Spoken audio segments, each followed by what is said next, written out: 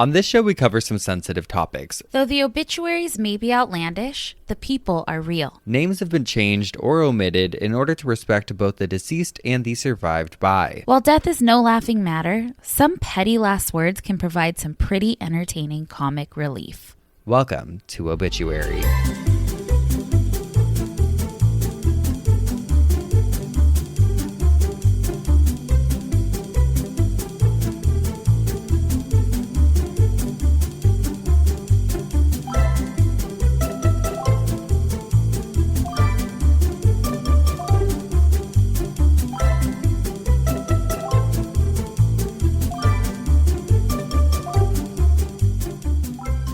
Welcome back to Obituary. I'm Spencer Henry. And I'm Madison Reyes. And O.J. Simpson Has passed. He has passed away. Oh my gosh. That was huge news. I feel like that's such a big one. I know. I don't mean to say he's iconic because he's obviously not, and I believe that he was a fucking murderer. Oh, he murdered Nicole Brown and he murdered Ron Goldman. Believe that. I absolutely, there's no doubt in my mind that he did, but I just mean it as like... He's an iconic figure, though. An iconic figure, well, from the sports world, from all aspects. I mean, he's such a well-known person. He's not iconic in the sense that you would want to idolize him. He's not an idol. No. He's just infamous. Yeah, but I feel like when we say iconic, we mean it in a positive light. I don't think that anyway. But yeah, infamous, I think, is the right term. On the way here, though, I did start a slow speed chase down the freeway in honor of him. Did you? I did. You took the freeway here? No. What happened? I was going to say, I'm like, okay. Yeah, in my Bronco. Your sister. We've talked about this story before. Madison's sister was accosted by O.J. Simpson when she was in high school. No, she was home for summer from college. Oh, college. And she was taking summer school classes at like a community college here. And was it at a high school? Because she said high school on her text this morning. A girl from high school reminded her. Oh, okay. Yeah. But we've told the story on here before, but her sister, the first thing she texted this morning in the family group chat was like a picture of her side by side with Nicole Brown. Like, it could have been me.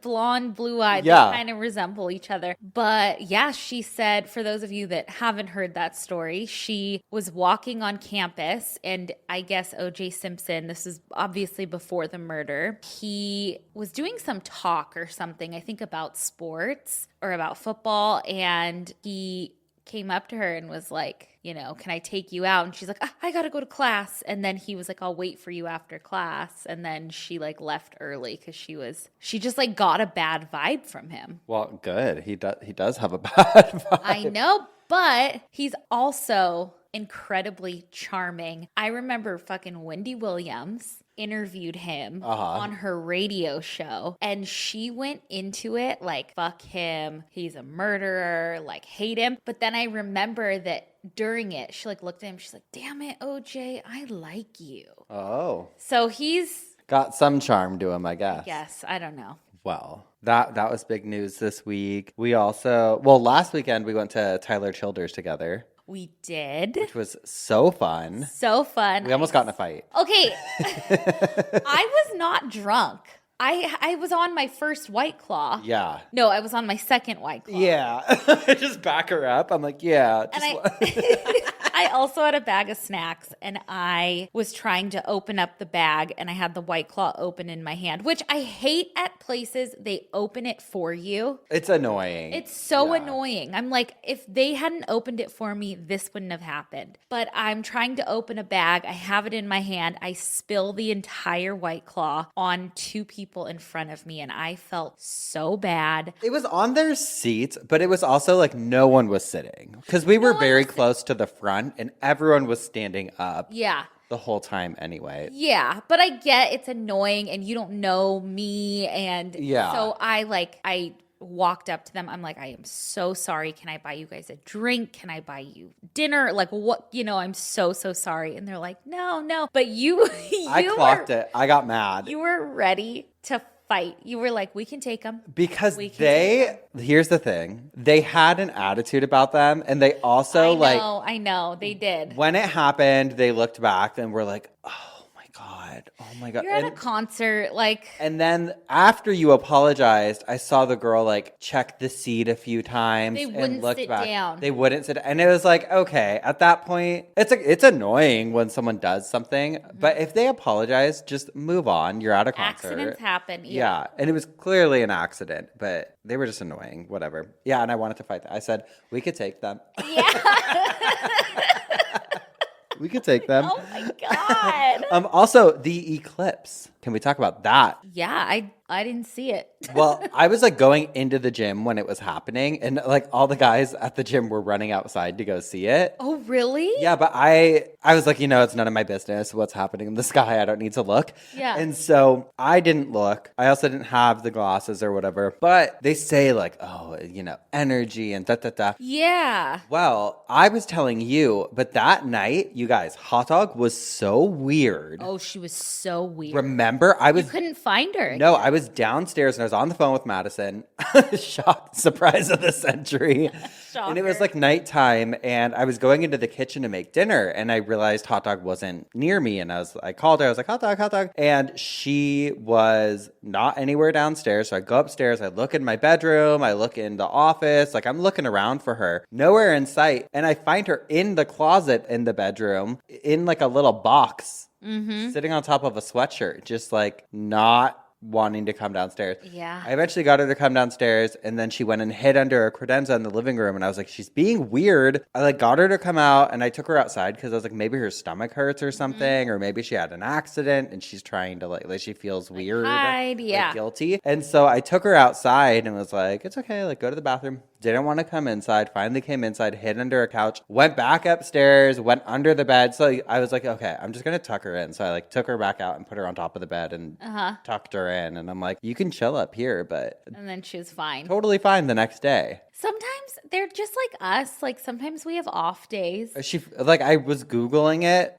going in with a grain of salt, because I'm like, if they tell me anything crazy, I'm going to feel crazy. I know. A lot of things just said like, oh, like when they're stressed, they tend to like want to just hide. And I was like, okay, maybe she's just a little stressed, a little anxious. Well, okay, I'm not a huge believer. I obviously believe in the eclipse and stuff, and like I respect everybody's beliefs, but I guess I can't say I'm not a believer in it, but I just haven't, when people say like certain things happen or like Mercury in retrograde or whatever, like I've always been like, okay, whatever, but my head hurt so bad on Monday, the day of the eclipse. So bad, I could have slept for more hours than I usually sleep. Like, I was so tired, head ached, and I read, like, oh, that's a symptom. So I was, like, chugging water.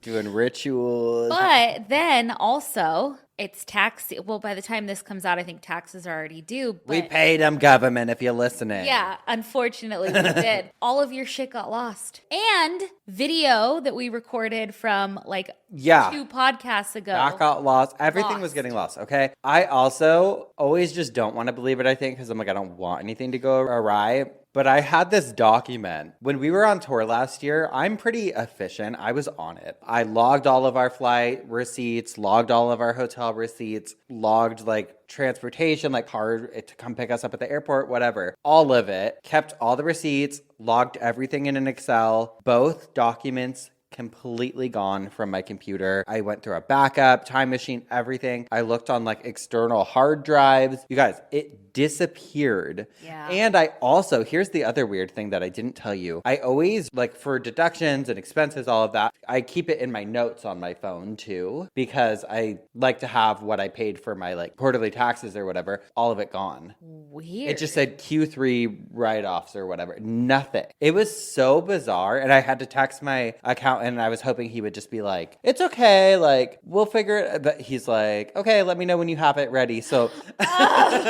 so last night, yesterday and last night, I just spent probably, I don't even know, hours on hours. Yeah. Fucking redoing it all. Luckily was able to keep track of everything. I have it all, have it backed up now. So I'm like, don't tell me I don't have it. So anyways, needless to say, very eventful times, but Annoying.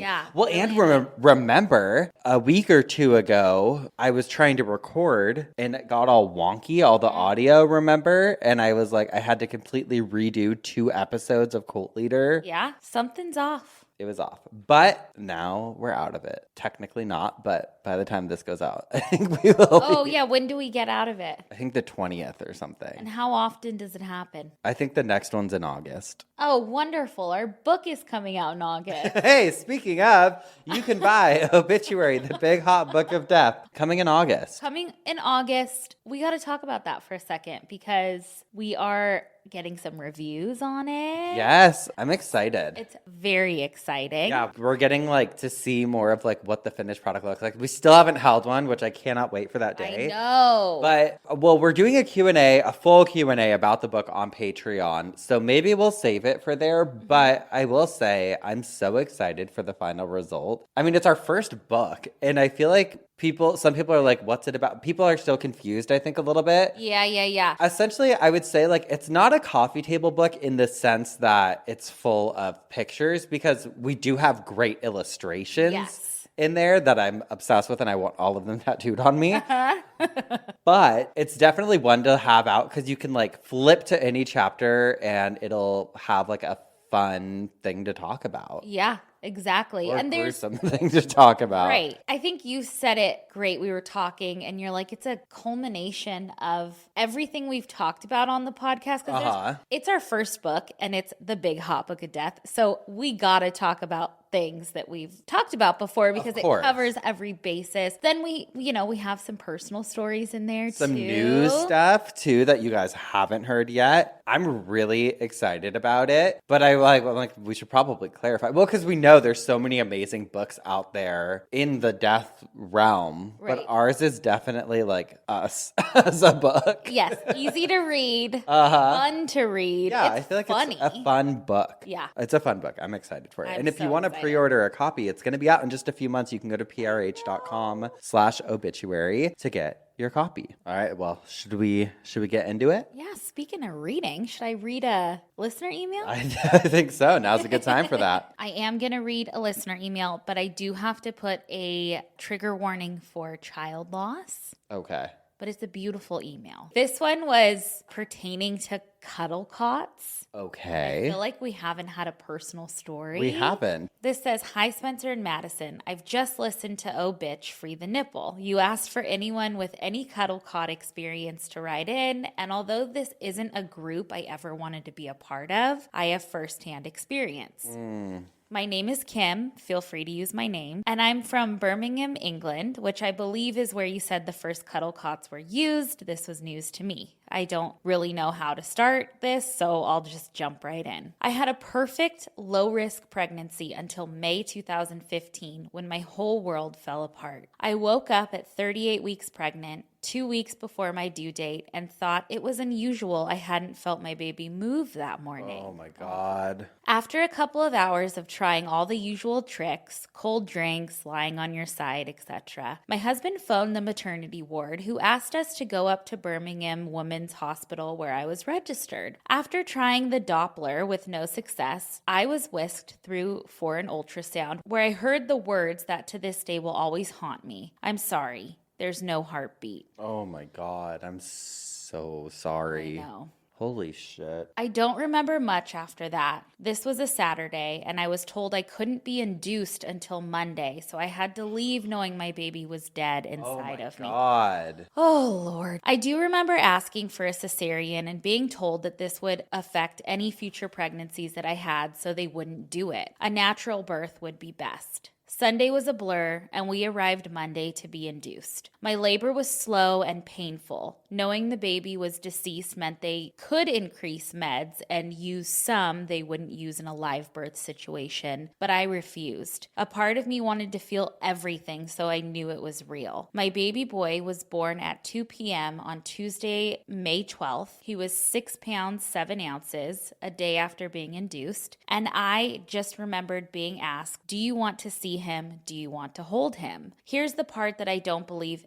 anyone who hasn't been in this situation would ever understand. And that is that even if your baby dies, you're still a mom. All those overwhelming motherly instincts kick in, and all I wanted was my baby. I didn't want anyone else to touch him, and I wanted to protect him at all costs. A small part of me thought if I just held him and he knew how much I loved him that he'd wake up. So I held him straight away as you would in a normal live birth. And let me tell you, he was perfect. Oh, I had issues straight after the birth and needed to be taken to surgery. So I passed our son to my husband and was whisked away. When I came back, we were asked if we wanted to wash and dress Riley. That's what we named our son, which we did. And then he was placed in what looked like the plastic cots that all newborns go in when they are born. I asked at this point if he was okay in there, and the midwife explained about the cuddle cot. The cot gave me the opportunity to stay with my baby and sleep next to my baby in the same room. Now, in a shitty situation of having a stillborn and having to give birth on a labor ward, hearing lots of newborn crying babies, this cot was the most amazing thing I've ever experienced. I'm the kind of person who likes to be given the facts in any situation, and a lovely midwife told me the longer he was in there, the more things we would experience, i.e., he would get nosebleeds, he would start to discolor, as the normal effects of him being deceased would still occur, just be slowed down slightly by the cooling environment. We decided to stay with him for one night and left the hospital on Wednesday evening. I know people find it confusing, and I don't understand the act of wanting to take your deceased baby home. We were offered for our baby to come home with us the night before his funeral, but we chose to visit him each day at the funeral home instead. I honestly believe if I brought him home, I'd never want to give him back. All I will say on this is, just because he wasn't alive, he was still my son, and I wanted nothing more than to wrap him up and bring him home and love him and stare at him and just be with him always. When I was in the hospital, I refused a post-mortem because I couldn't stand the thought of someone touching him and cutting him open and hurting him. I felt like he'd been through so much, and it was my job to protect him. I'm so glad I changed my mind on this, though, because going forward, I would have always wondered why he died and if it was something I had done wrong. It turned out Riley had a very rare genetic disorder, which caused a valve in his heart to close too early, a less than 1% chance of occurrence.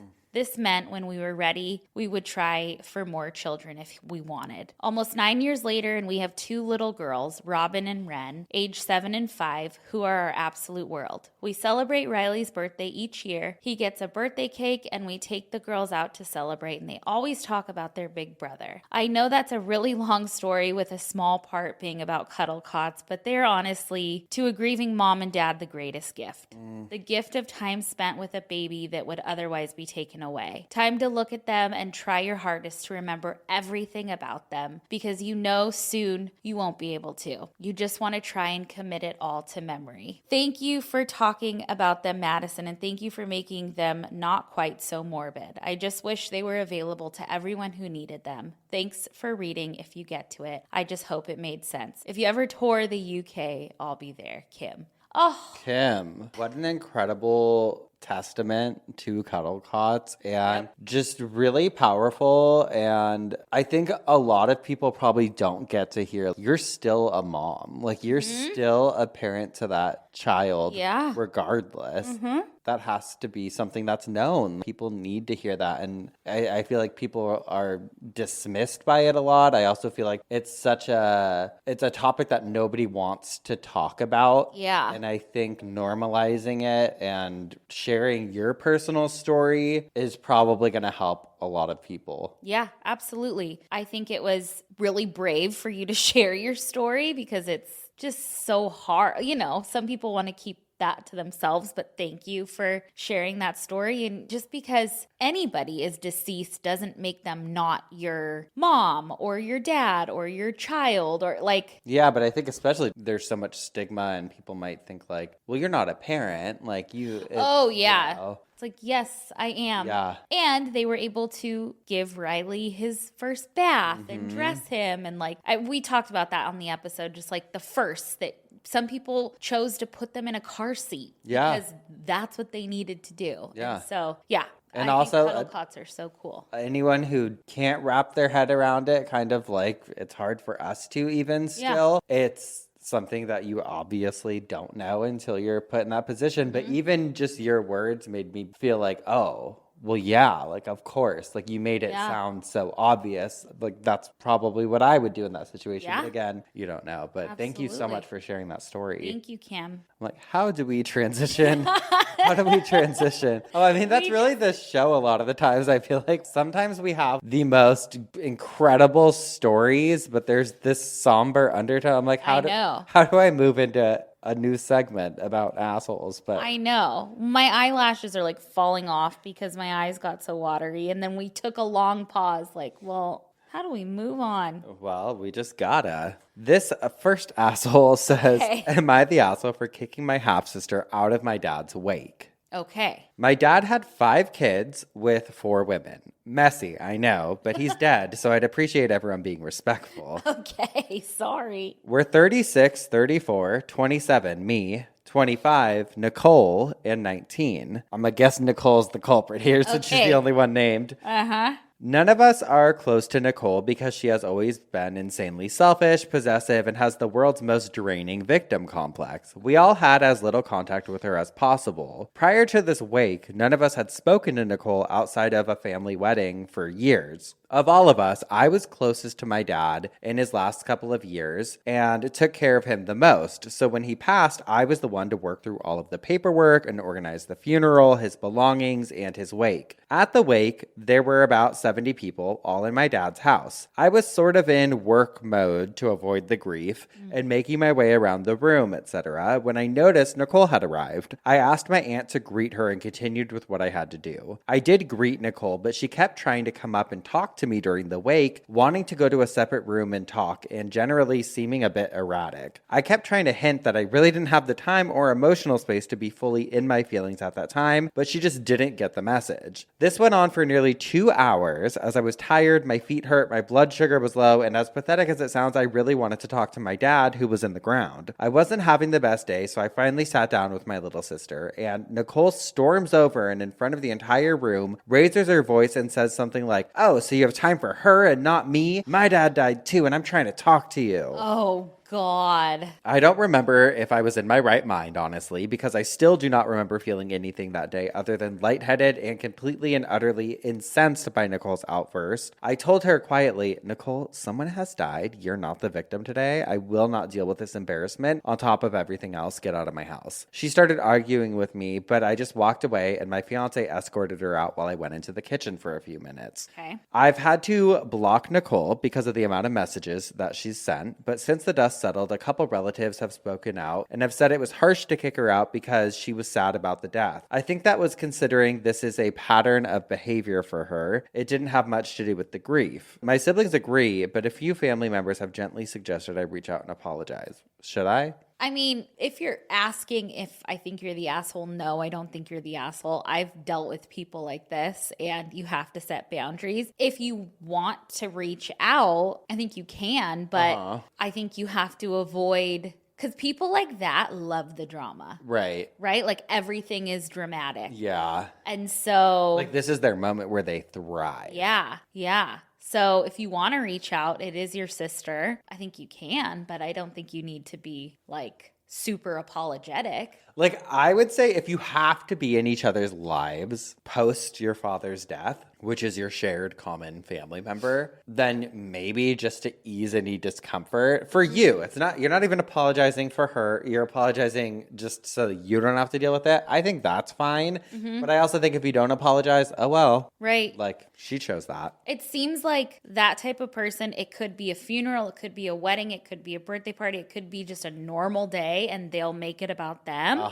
But the fact that she did it at their dad's funeral sucks. This next Am I the Asshole is going to lighten things up because it's not death related. It's just crazy.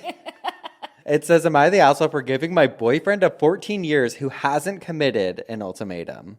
Okay, I hate, I don't like ultimatums, but I love a story about them. Yeah. Okay, let's hear it. Well, we don't want ultimatums, but we want to hear about it. Yeah, exactly. I've been dating the same guy since I was 15 years old. To this day, we are both 30, living at home with our respective parents. Okay. He has been waving an engagement in front of my face for the last 5 years minimum, and it hasn't happened. 2 years ago, he even took me ring shopping because I told him I wanted to go one night. We went over to the mall and looked at rings, and then he made it seem like it was going to happen in the next few months. But this was 2.5 years ago, and still nothing. We've never gone on vacation, just us two. Only vacations that we've been on have been with his friend group on his terms. We don't even do things like go out for New Year's Eve alone. He always wants to go to house parties with him and his friends for events like that. Mind you, we were supposed to do something just us this past New Year's Eve alone, finally, but then as I was getting ready that afternoon, his friend invited him to a house party at some girl's house, so he convinced me that we should go there instead. I went because I told myself this was probably our last year not being married, so might as well be with his friends. I've been thinking this for many years now. Last year, I told him that I need him to show me some sort of commitment, so we started looking at houses. He kept making excuses as to why each house was not the one for us. He then said that he is interested in purchasing a pre-construction home and that he's going to be buying it himself with his mother as the co-signer. He said that even though I would not be registered as an owner on paper, it 100% would be my house too. And you're going to have to... you're going to pay for it. Pay the mortgage. He told me the reason he wants to be buying this house alone is because we should save my first-time home buyer credit for a different house. Okay, sounds smart to me. Clearly, they're being sarcastic. Well, move-in day is in 2 weeks, and yesterday night, he pulled me aside to tell me that he doesn't think we should move in. He thinks we should rent it out instead because we would be stupid to pass up on the rental income we could make from this property. I, of course, was upset, but told him I understood, and that next April, we need to for sure move in. He agreed to this, but I have a silly feeling he'll probably start making something else up by then. I'm starting to think he's wasting my time, but the part I can't make sense of is why he has wasted his own time if he's not planning on marrying me. Can someone please explain to me why he would be doing this? It makes absolutely no sense to me, and I don't know where to go from here. He's getting all the milk and he's not having to buy the cow. That's why. I don't know. I don't want to start over 30 years old, and I just can't get past the fact of why he still not has proposed to me yet, or even moved in with me, or rented a place with me, or literally anything at all. But he talks about what our kids' names will be. It makes no sense. So am I the asshole if I give him an ultimatum? No, you don't need to give him anything. Just move on. You've given him 15 years of your life, babe. Here's the thing. You know. Mm-hmm. And you should know this too. Well, when you're reading it, I'm like looking at you. So Madison and Cisco live with their parents. No, I'm just kidding. What? I wish. I no. fucking wish. No. Okay. So I was with someone on and off for about a decade. Okay. Yeah. On for a lot of it, but then probably the last 5 years, very on and off. Yes. Not on again, never will again. But he could not commit. I thought Betty Bungalow was going to be it. Oh, that was kind of the straw that broke the camel's back. Just couldn't commit. It's a situation where we definitely loved each other, like had love for each other. Of course, yeah. But it had run its course and we were both just sticking around. I mean, I've done so much therapy the past couple of years. When we finally broke up, I was so mad because I was like, I gave you my 20s. Mm-hmm. We got together when I was 21. Yeah. And broke up when I was 31. Like literally. Yeah. But that's what your 20s are for. I mean, I know that sounds cliche, but like you figure it out. Yeah. I was so mad about it. I truly think dating in your 30s is better. Okay. I got to try it. Sorry, sister. So we're signing her up. To this girl, he's never going to fucking marry you. Never going to give you a house. None of that is ever going to happen. Yeah. That is not in the cards. He's keeping you around because it's convenient. Right. And he knows that you're never going to leave because you've bought into his bullshit for so long. So blow his fucking wig off. Blow his wig off. And leave, honey. Fucking goodbye. Oh, I love it. And have him try to crawl back. And you won't want him because you'll get that taste of freedom. Yes. And just stop fucking wasting your time with losers. Stop wasting your time with losers. I know. But it makes me a little nervous that she had to write into Reddit and she's still making excuses.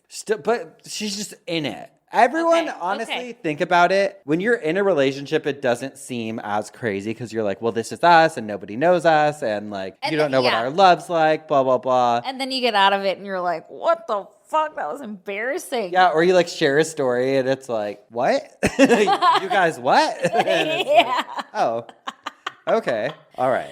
Oh my gosh. Okay, well, I'm up first this week. Yes. Do you have a side bitch? I have a side bitch who's also an asshole. Okay. Because I have the obituary for O.J. Simpson. Of course. How could I not? How could you not? Okay. O.J. Simpson, football player and actor, accused of murdering ex-wife, dies at 76. And you know what? I will say this. I was glad to see in all the headlines that it mentions the murder because I'm like, yes, lest we forget. O.J. Simpson, the former champion football running back turned actor who was acquitted in a sensational trial of charges that he murdered his ex-wife and her friend, has died of cancer, his family confirmed. He was 76 and died Wednesday at his home in Las Vegas. His family took to his official X account to write, on April 10th, our father, Orenthal James Simpson, succumbed to his battle with cancer. He was surrounded by his children and grandchildren. During this time of transition, his family asked that you please respect their wishes for privacy and grace. Though Simpson was not found guilty of the deaths of Nicole Brown Simpson and Ronald Goldman, 3 years after his criminal trial, he was found liable in a civil suit brought on by the victims' families. And then there's like a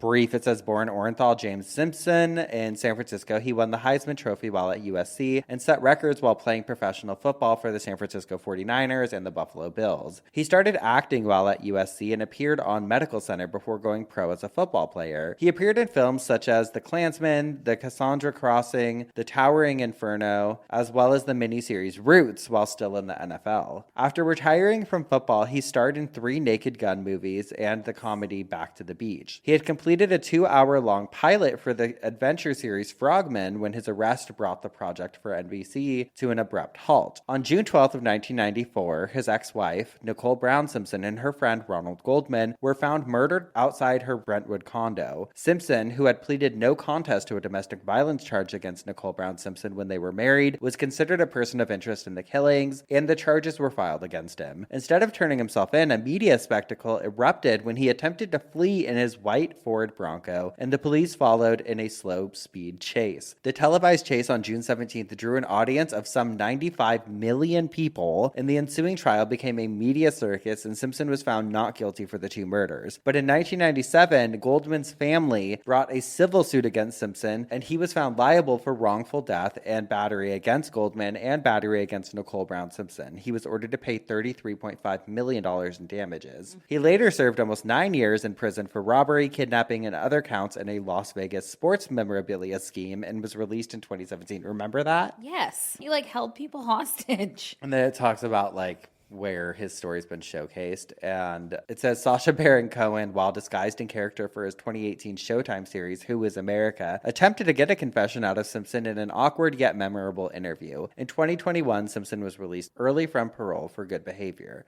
I mean, that's it. You lived your life, buddy. I don't have much to say. Well, I do say go listen to the Cult Leader episode on O.J. Simpson. It's a good one. Ooh, I didn't know you did one on him. Okay. All righty. That story's fucking wild. And yes, it's so wild. the wildest thing in the world is how guilty he was. And like, I mean, even the book, right? He wrote the book, If I Did It. Remember he did like an interview where he like pretends to stab a lady? Yes. The interviewer. And she's like, what? Oh, yes, I do remember that. His book that he wrote was like, talked about Chucky or something, or Charlie was like the guy who, I don't know.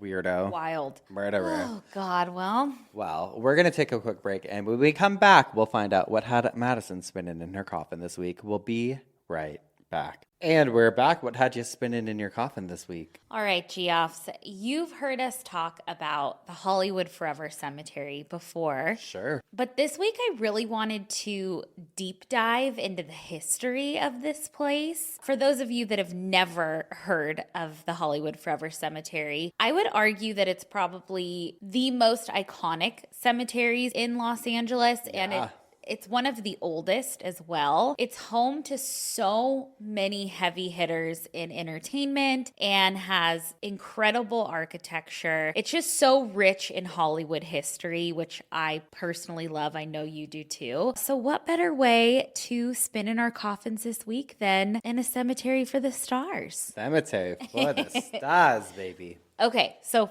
first things first. Hollywood as a city was non-existent until 1853. The town had one adobe house and it wasn't named Hollywood yet. Then in the 1870s, that area just became a booming farming area. And a man named Harvey Henderson Wilcox and his wife Data bought a shit ton of land in Los Angeles in the surrounding areas. Well, Data heard the word Hollywood from a friend. I guess like her friend named her estate Hollywood, and Data just loved it. So she named that whole area where the ranch was Hollywood. And she and her husband presented a map of Hollywood to the LA County Recorder's Office in 1887. So that was kind of the inception of Hollywood in 1887, although I believe it wasn't officially a city yet until 1897 when they got their first post office. And then also Hollywood didn't become a part of Los Angeles until the 1900s. Oh.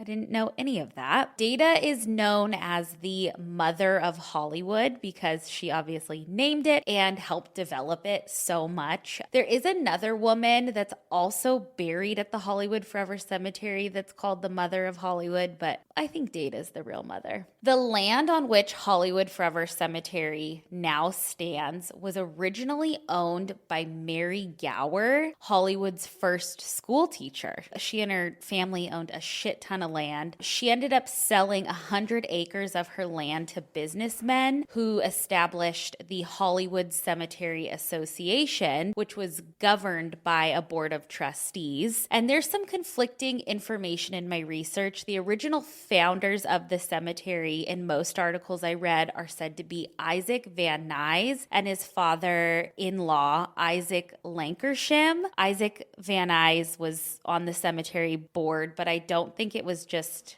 those I think of Van two. Nuys. There's also Lankershim Boulevard. Yes, so Van Nuys founded the city Van Nuys. Isaac Van Nuys founded Van Nuys. And then Isaac Lankershim, that stretch of road that runs through Los Angeles in the San Fernando Valley, is named after his family. The Lankershims. You know. The more you know. The cemetery was founded in 1899 and construction began, but the majority of people in town were opposed to a cemetery being built. They felt like it wasn't becoming of this new city and it wouldn't make the town look good. There were lawsuits to try to stop the creation of this cemetery, but eventually they were able to continue building. Well, because it is kind of in town. Yeah. It's not like set away. Or No, definitely not. And I mean, obviously it was more, there weren't strip malls and stuff around it. Sure. But like, yeah, it's like prime location. It is kind of in the middle of town. But remember when we talked about how cemeteries used to kind of be like parks? We did a whole episode on that. Well, a few of the articles I've read say that the Hollywood Forever Cemetery is the first park-like style cemetery that was built on the West Coast. And its original name was Hollywood Cemetery. And it goes through a couple name changes that we'll get to. But it was marketed not only as a cemetery, but really like a park where living could enjoy it too. And to this day, I mean, it's gorgeous. The living absolutely enjoy it well, too. There's a venue there now, the Masonic Lodge. Yeah. We'll get into all that. I pulled so much information from a ton of resources that I'll obviously cite in the show notes, but one I want to shout out is EatonDoesLA.com. This site has so much cool Los Angeles historic information, and it says pertaining to the cemetery that also, quote, in 1902, Griffith J. Griffith, which let me interject, he's the guy who like Griffith Park is named after and the Griffith Observatory. He paid $6,000 for the cemetery's first obelisk. which was a 40-foot memorial erected for himself just a year before he shot his wife in the face and 17 years before he died of liver failure. Shit. Which you should do a fucking cult leader on this guy. I looked more into that, and he was eventually interred there in 1919 at the cemetery, and that obelisk still stands there. And I guess if you stand next to it, you have like a perfect view of the Griffith Observatory. Oh. If you stand next to it. By 1920, Hollywood was obviously growing and the motion picture industry was starting to boom. Film studios, including Paramount and RKO, ended up purchasing 40 acres of the 100-acre cemetery. Paramount Pictures still butts up against the cemetery to this day. And then I feel like everything I read with the Hollywood Forever Cemetery, like they were so forward thinking, like they wanted to introduce cremation before it was even like a popularized thing, but so many like hurdles and things stopped them, but they ended up opening their crematorium in 1928. Now, this is where there's like a dark history with it. So in 1939, 51% of the cemetery was sold to a man named Jules Roth. He was a white-collar criminal. I guess 2 years prior, he had just gotten off of probation. He changed the name from Hollywood Cemetery to Hollywood Memorial Park Cemetery. And Jules ran the cemetery into the fucking ground. He didn't give a flying fuck about it. He used the money to pay for his own personal expenses, including, I guess he bought like a yacht and did it as a tax write-off and was like, I'm using this to drop ashes in the ocean for people. And then when he died, they found like ashes in his office, like that he had never scattered. Shit like that. Not a good guy. He was not a good guy. He was allegedly absolutely horrible to work for. He would ask his employees to report communists. Like, you know, like the whole Red Scare thing. Like he was nuts. He let Paramount Studios employees use the parking lot, which resulted in a lawsuit in the 80s. He kept the grounds segregated by race. Most cemeteries did until, I think, the late 50s or 60s, but he wouldn't make any exceptions even after, in the 1950s, the first Black woman to win an Academy Award, which was Hattie McDaniels for Gone with the Wind. She really wanted to be buried there and he refused. There were so many complaints from families about the state of their loved ones' graves. Do you remember Max Factor, Spence? Uh-huh. Max Factor was a makeup brand, but he was actually a makeup artist too. He had family members buried there and he had them disinterred because it was just awful. Like shit was seeping out of one of their graves and it was terrible. Jules also is responsible for all those ugly strip malls surrounding the cemetery because he sold them land when he couldn't pay his taxes. Yeah, he was just Not awful. Yeah, the decades that he ran the cemetery, I read that he was making money having families disinter their family members. Like he wasn't they had to pay to do it. Yeah, like that's how he was making money. So it was awful. In the 1970s, they had to close their crematorium because it was in disarray. And I guess the last person to be cremated there was Mama Cass from the Mamas and the Papas. Oh, God. And apparently bricks were falling all over her remains because the crematorium was just in such fucked up condition. Jesus. I'm actually requesting Spencer to take us on another funeral home scandal deep dive with this Jules Roth guy. Yeah, it sounds like it. Well, he owned another cemetery in Carson, California, that I guess shit went down at and there were lawsuits. So you got to do it for us. God. Anyway, bad guy. In the 90s, the cemetery was ready to shut its doors. They had filed for bankruptcy until the brothers Brent and Tyler Cassidy bought the cemetery for $375,000. Such an iconic cemetery. They bought it for that amount. God.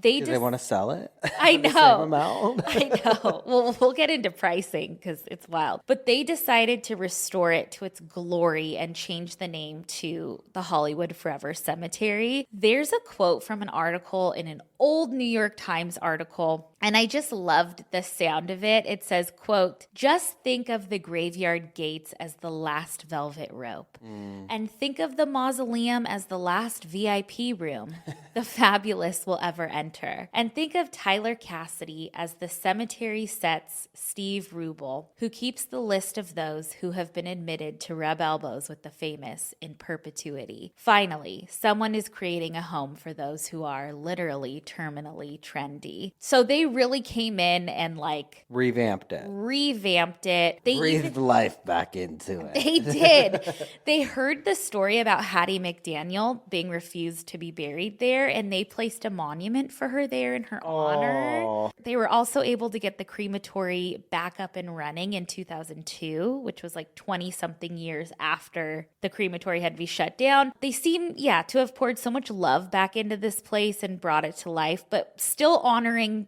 the rich Hollywood history it has. I guess the brothers came from a family who own a bunch of funeral homes, and they also had their legal troubles too, but that's for another episode. I don't think it's that crazy. There's actually a great documentary that I believe was on HBO called The Young and the Dead, and it's all about this cemetery and about them getting it back in order in the 90s. Ooh, I want to watch it. I know. The cemetery was even added to the National Register of Historic Places in 1999. And today the cemetery is booming. It's about 50 acres. There are so many beautiful sections and buildings and lakes. There's a chapel, a Masonic lodge, a crematorium, mausoleums, temples, a flower shop, several other venues. There's even, I didn't know this, but inside of the cemetery, there's the oldest Jewish cemetery in California. Wow. Located inside the grounds. They even have a garden for Buddhist families. They celebrate Dia de los Muertos. They're even certified as a hybrid cemetery, which means they offer green burials and tree burials, which I didn't know. No. Concerts are performed there, and Sinespia, one of our first dates. yeah, Sinespia. I mean, we've seen. Do you remember what we saw? Did we see The Graduate? We did. We saw The Graduate. We saw The Graduate. We were Okay. both in our just wild era. We were smoking cigs. Oh. And we had little snacks. That was fun. We should do that again. I mean, we do usually every summer at least catch it once or twice. But yeah, I love it. Love it. Love, love, love it. Okay, some celebrities buried there. We've got Jane Mansfield. We've got Johnny Ramone, Dee Dee Ramone, George Harrison from the Beatles. We have Mickey Rooney, Rudolph Valentino, Judy Garland. Her remains were moved there. And I think I knew this, but I can't remember. But Toto, the dog, is also buried there. Wow. And Toto's name is really Terry. We've got Douglas Fairbanks, Mel Blanc, which I guess he was the voice of all the Looney Tunes. Pauline Hemingway, which is Ernest Hemingway's wife. Burt Reynolds, Bugsy Siegel, who you just talked about. We have Ed Wood, who we talked about. He wrote like B movies. Okay, so then I went on their website and I was looking at the cost. And I do like that they said like we try to be as transparent as possible. Yeah. They're like, you can email us for more details, but then there's like a list of things. So a private family mausoleum, which is beautiful. Well, and that's extravagant too. Extravagant. That it looks like an A-frame house. There's pictures of so cool. Those could start you at $50,000 up to $3.5 million. Not as wild. 50,000 isn't as wild as I would think. No, the 50,000 isn't, but the 3.5 million Sure seems crazy to me. Lake Peninsula, where you get a view of the Hollywood sign. It can fit 4 burials or up to 24 cremation interments. Can start you at $3.8 million. If you just want a statue there, it's about $95,000. Okay. A private family estate there, which can include 2, 4, or 6 burials, starts at $72,000. A family room in the mausoleum is about $270,000. There's also a new building that they're building, and it's a 5-story mausoleum with a sky terrace. Ooh. And that can start you at about $1 million. If you want a sarcophagus, it's about $275,000. $25,000. And if you want to close down the cemetery for a funeral or for whatever reason, it'll start you at $30,000. God. But it is so fucking iconic. Like, how do we get buried I want to be buried there.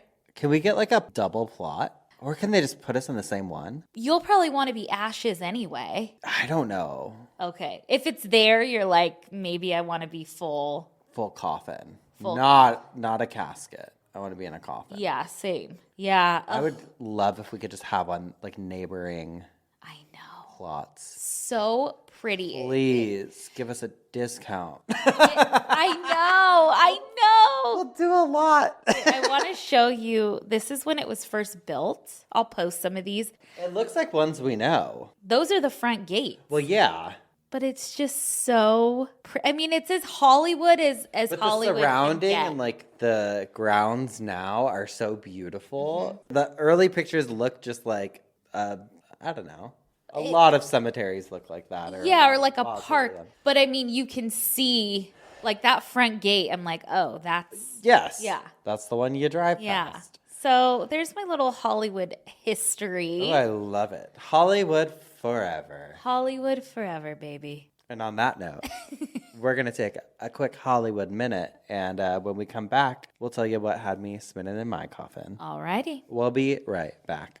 And we're back, Spencer. What had you spinning in your coffin this week? Oh, bitch. I was geeking out in my coffin this week. Okay. I know I've talked about it on the shows before. When I was a kid, though, loved detectives, loved spies. Tell them your name. Well, Detective S.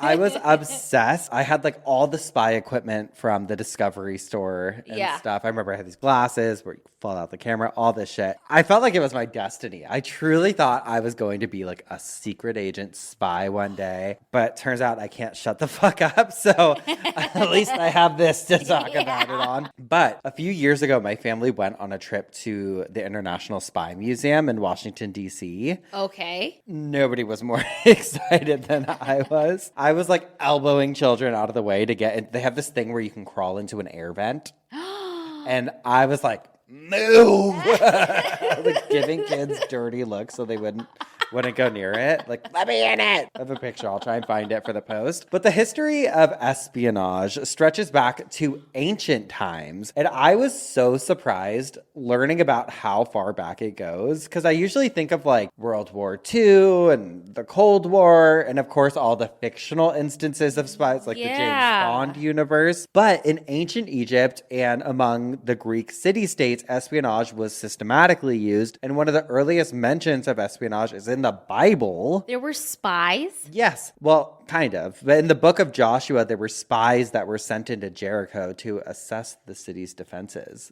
Oh my God. The Bible's old as shit. So they were spying. People been spying. Wow. And the Roman Empire also had a very well-organized espionage system where they used spies for both military purposes and to monitor potential threats to the emperor's power within the empire. Wait a second. Uh-huh. What exactly does espionage mean? That's like a spy. Okay. It's like, yeah, kind of the term. Is it like police officer and cop? Espionage is a field of work. Okay.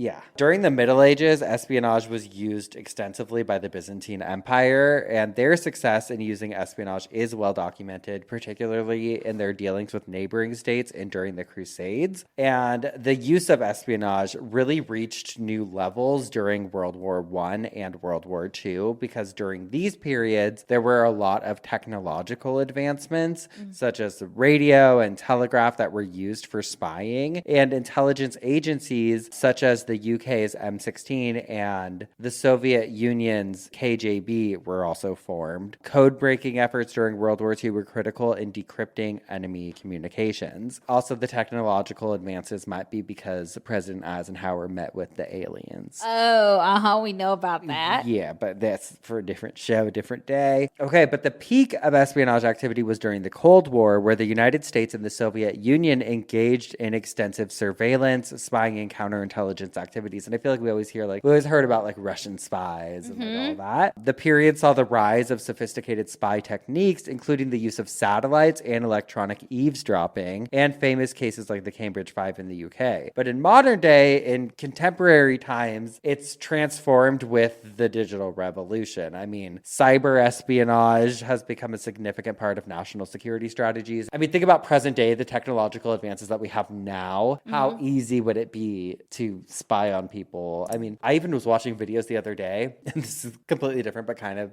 similar. On TikTok, though, there's this guy who would spy on those scam call centers that call you. Have you seen these? Yes, I have seen and those. He'll be like, you're wearing a blue shirt, and your name is actually this, and blah, blah, blah. It. And they're all like, what is the person behind me's name? And he'll know it. Yeah. I love that shit. But what I find most interesting about the world of espionage is all of the gadgets that spies have used throughout time, like the Bulgarian umbrella I was talking about last week. The technology that they were using back in the day was so advanced for the times. That's what I really wanted to get into today. So I'm going to start with weapons that were used, but there's a few other gadgets that I just got to tell you about. And first up is the lipstick gun, which is serving absolute cunt. I picture the carrier of one of these to be like a glam 1930s, 1940s gal. She's wearing her cat eye sunglasses. She's just sashaying through the streets of a war-ridden city, and she has like lingerie underneath. Yes, she walks into like a smoky jazz bar, like, hello, fellas. Pulls out her little lipstick, and bam, she's a cold-blooded killer. Yeah. The lipstick pistol, as it was named, was used by KGB operatives during the Cold War. And according to the International Spy Museum, the 4.5 millimeter single-shot weapon was small enough to be slipped past even the most suspicious border guards. It fires by pressing the barrel into the victim, and the lipstick pistol delivers the ultimate kiss of death. Oh, shit. So you press it in. Oh, wow. It is just a lipstick. It looks like just a lipstick. Next up is another inconspicuous gun, and it's really cool. It's called the glove pistol, and it essentially appears to have like the inner workings of a typical firearm, but it's small enough that it would go inside of somebody's glove. So you could literally wear a glove over it. And it was first designed by the U.S. Navy, but later replicated by the KGB. That's a picture of it. Oh, wow. Tiny. So you would literally, it would just Looks be like a vape. Yeah. It'd just be like in your glove, and then you just Yeah. It was mounted on the back of a cowhide glove, and you would wear like a long sleeve coat to kind of cover it up. Okay. And the gun was actually used in Inglourious Basterds. I don't know if you saw it, but there's a scene. Next is also something that's wild. It's the poison pen that was used mostly in North Korea. To release the poison inside of the pen, it looks like just a regular pen. You twist the top to the right 3 or 4 times, and then you press it down, and one prick from the needle could cause muscle paralysis, leading to suffocation and death.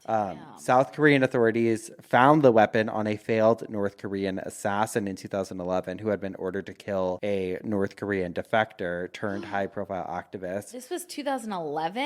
But look at this. Oh, shit. It's just like a regular pen. Yeah. It's crazy. There's another thing called the heart attack gun, and this one is wild. Listen to this. So during the mid-70s, in a Senate testimony, it was revealed that the CIA had developed a dart gun capable of causing an actual heart attack. The dart, which could penetrate clothing, leave skin unmarked except for a small red bump resembling a mosquito bite, and then it would disintegrate, was filled with a deadly shellfish toxin. Oh. The advantage is that officials would attribute the victim's death to natural causes in the event of an autopsy. And it's unclear if the heart attack gun was ever actually used, or if it was used, like how prevalent its use was. But I think that's one of those things that's so crazy to think about, because there are so many people whose deaths have probably been attributed to natural causes, when who knows what actually caused That's scary. the death. Isn't that wild to Yeah. think about? Yep. Because if they have that technology, No, I remember hearing a story. I don't know if you'll get into it, but about it was a certain kind of poison that like you had to give it in 2 doses. And so one of the doses was like enzyme A. You would give it to everybody. And then enzyme B is the one that mixed with enzyme A would kill you, and it would be like natural causes. And it would only be given to like one person in a group. Oh. Yeah. So that if they tested, maybe it showed like we all had the same thing. We all had the same thing. Yeah, exactly. Interesting. There was this website called theweek.com, and they talked about poisoned cigars. Oh. And they wrote that on August 16th of 1960, a CIA official was handed a box of Fidel Castro's favorite cigars, along with instructions to rig them with a deadly poison. The cigars were treated with a toxin called botulinum, reportedly so potent that it could kill any man who attempted to light one of the cigars. Though the cigars were duly doctored, it's unclear if they ever made it into Castro's vicinity. But that was one of the ways they tried to take him out. I feel like in most spy movies, there's always a scene where they like take them through like, this is the equipment, these are the weapons, pick your thing. And it's so creative. It's so creative. It's so fascinating. But I want to talk about some wild contraptions that were invented, and they weren't meant to kill, but I was dead reading them. Okay. We got to talk about exploding rats. Have we talked about this? No. Okay, good. Baby, these suckers are wild. During World War II, the British Special Operations Executive developed exploding rats that were rodents that were filled with explosives with the intention of infiltrating enemy facilities. They tried to ship a bunch of them into Germany, but the Germans caught on. They stopped the shipment and they never were able to be put to use. But because of the shipment, they assumed, like the Germans assumed, that they had probably sent way more shipments of these. And so they wasted a lot of time because they were constantly inspecting rats to make sure they weren't full of explosive materials. Oh my God. I know, look at this. Holy shit. Oh, poor guy. They also had another purpose for dead rats. During the Cold War, they gutted dead rats and used them as dead drops by the CIA to pass hidden messages, money, and film to other agents. Oh. So they would fill dead rats with, Oh, shit. With whatever they needed Yeah, whatever they needed to get over there. They also doused the rats with pepper sauce to deter scavenging cats. Okay. And they would like have them sent or dropped to random areas, and like you would know to pick it up. Wow. Isn't that crazy? Yes. It's crazy because that's a real fucking thing that people did. Yeah. And speaking of animals, at one point they equipped pigeons with little cameras. People still think that pigeons are not real. They think they're like government. They had little cameras that they would wear around their neck to spy on enemy territory. And I was also, I was reading They're like those old fucking... No, they were like pretty small. But I was reading this thing about pigeons the other day, and it made me really sad because it was talking about basically we used to use pigeons for communication, right? Like that's true. Carrier pigeons, we would send messages. Pigeons are really intelligent. And then we stopped using them because so we fully domesticated pigeons as an animal. That's why they stay in cities and like around people. We domesticated pigeons, but then we didn't have a use for them when people started being able to use telephones or get news to people in other fashions. And so all of a sudden we just kind of tossed them aside. And now we call them just, rats with wings or whatever. When really, I forget, I don't know if it was an article or thread. I don't remember what I was reading, but it made me really sad because I'm like, fuck. Oh my God. It'd be like if dogs had a purpose for us and all of a sudden we're like, goodbye. Or like horses, right? Horses are used for so many purposes. And then all of a sudden we had a new thing and we're just like, goodbye. So justice for pigeons is what I'm saying. Yeah. Except for that one. Remember you reported on a criminal one who was like stealing drugs or something? Yeah. Oh, well, let him go. Remember we were at the Denver International Airport and that... Oh, God, I'll never forget. We were at like the top of the airport and there was like on the glass a complete imprint of a pigeon. And we're like, oh my God. And then we looked down and like 10 stories below us, there's a dead pigeon on the ground. Flew into the window. I was like, maybe he's just knocked himself out. Nope. Another thing that I thought was interesting. Well, one, they used to also have fake animal poop that would sometimes have messages inside of it. Okay. And they had what's called a rectal toolkit. Okay. And basically it looks like a big ass pill, like hot dog size. Not hot dog the dog, but like a big ass. a wiener. Oh, okay. They would shove them, they would like put messages or film or other things inside and they would shove it up their ass. Yeah, people still do that. Yeah. But they would keep like documents in it and just all kinds of things. Your passport. Yeah. Pull it out. Anyway, so many inventive ways of doing things. There was also so many like miniature cameras, like the size of a button on your shirt, and you would just press a button in your pocket. And that in the 1950s, Yeah. or even before that, that's Right. fucking crazy. Well, I think, yeah, it's not a conspiracy theory, but I think that we're so ahead technology-wise, but the government has to keep that under wraps. I mean, with facial recognition technology. I know. Crazy, crazy, crazy. But yeah, that's kind of my little spy jam. I love it. We got to go to a spy store and like get some gear. We got to get some gadgets. Yeah. We want to spy on people. Hey, we're nosy. We get arrested for spying on people. If there was an invisible cloak, I'd spend all my money on it. Uh-huh. I would. There And probably is. You really think so? Something that can deflect. I mean, because we're all just light and everything, I'm sure. Oh, and there's like magic. Well, like, no, I mean, like, no, you know, like with mirrors and stuff, you can make it look like you're levitating. I can just do magic. Stupid ass. Oh, But, well, moving on. Should we move into some obituaries? yes, I have an obituary for an icon that I actually had AI write for me because I've been really distraught, Spencer. Jesus. Do you want to know why? Yeah. Do you really? The 99-cent store is closing, and I am so sad. So I had to have AI write an obituary for them. Uh-huh.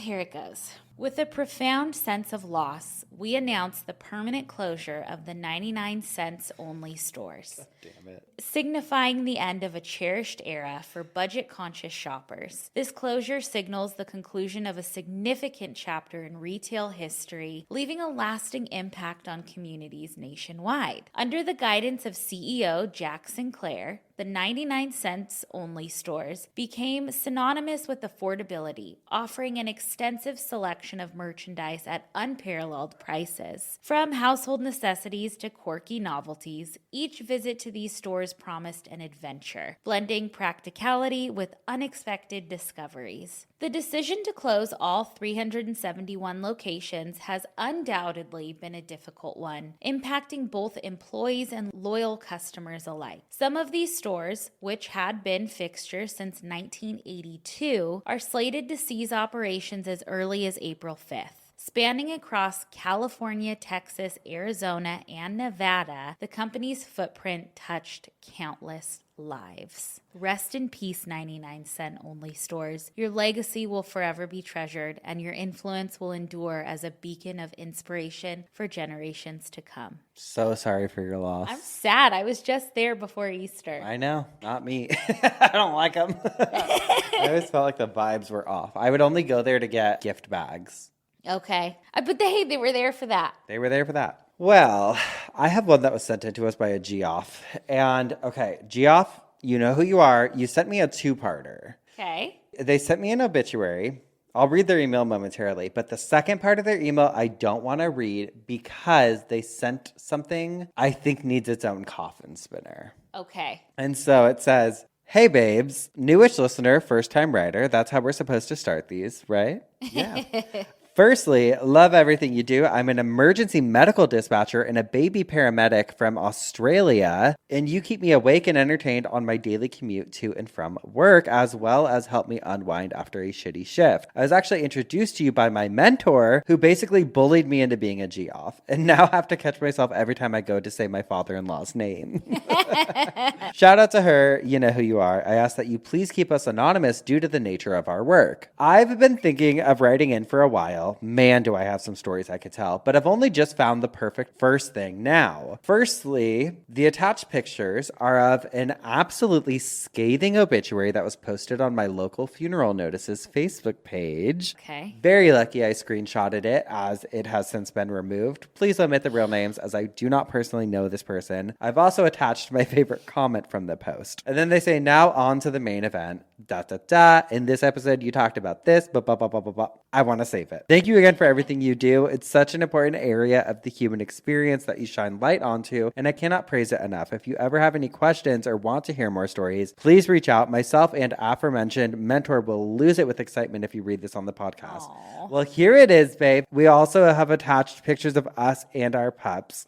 Aww. And, oh my God, they are so cute. I want to show you the... Oh, is that a little Pomeranian? Look at how happy. Oh, and then is it? Oh, with the headset on. God, are you kidding me? Oh, I want to kiss him. Little German Shepherd baby. What a cutie. And then... So cute. You're beautiful. I know. Beautiful hair. The party hat. Sorry, we're looking at pictures of dogs with party hats. Actually, not sorry, because there's one thing I want to keep myself occupied with. It's this. Okay. Onto the fucking scathing obituary. I'm so excited because I read like the first line from it, but I was like, I want to read this. I just want to read it on air. Okay. I'll change names. It is time that we celebrate the passing of Darcy Doolittle, aged 89. Cause of death, being miserable / guilty conscience. Oh, fuck. Married 3, maybe 4 times. 2 were legal.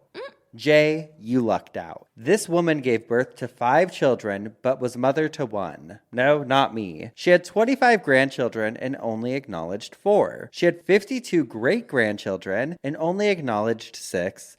And she also had 8 great-great-grandchildren and only acknowledged 1. This woman gave birth to me, but was in no way a mother. I am so very thankful for the wonderful mother-in-law I was blessed to have. Still miss you so much, Dorothy. And also to my wonderful aunt, who have been the women for me to look up to. Being the nasty, vindictive, lying narcissist she was, she missed out on so many great family events, and all of her grandkids and their kids. She died a lonely person who had to blackmail her chosen family to see her, or otherwise she would change her will. Oh, shit. I feel nothing but relief, as does all of my family, that her life has expired. Oh. She can no longer make up lies about me to cover her own lies. She can no longer blame me or my family for shit we never did. Her funeral was held on 3/28/2024, invited people only to attend, and that was the only way she could get anyone to go.